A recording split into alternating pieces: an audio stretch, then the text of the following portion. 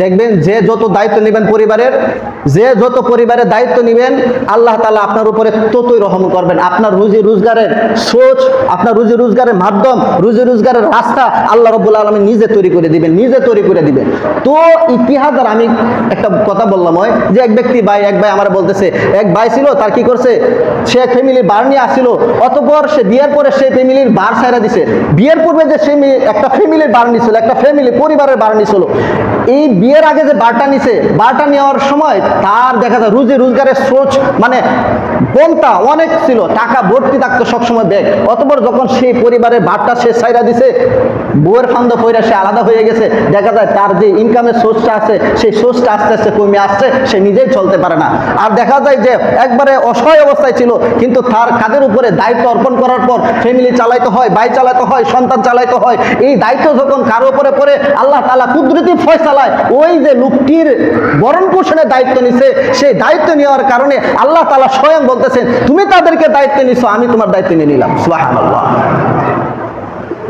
রিজিকের বইয়ে আরো অনেক কিছু বললাম, এই রিজিক মানে এই আয়াতের প্রেক্ষিতে, কিন্তু বলার সময় নেই।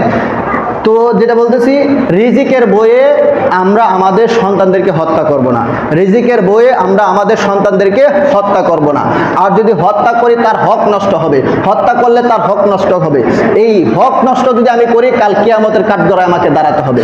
কোনো অবস্থাতেই কারো হক নষ্ট করা যাবে না। আমি বললাম, আগে বলছি, আপনারা যারা আগে আসেন নাই বললাম, শুধু এইভাবে হক নষ্ট করা এটা না, কথা দিয়ে হক নষ্ট করা হয়। কারো উপরে আঘাত করিয়া, যে হাদিসের ভাষ্য থেকে আমরা পাইছি, কারো কি করছেন, কাউকে গালি দিচ্ছেন, হক নষ্ট হয়েছে। কারো গীবত করছেন, কারো অপবাদ দিচ্ছেন, হক নষ্ট হয়েছে। কারো মাল আত্মসাৎ করছেন, হক নষ্ট হয়েছে। আবার দেখা যায় কাউকে মেরে ফেলেছেন, হত্যা করে ফেলেছেন, তার হক নষ্ট করা হয়েছে।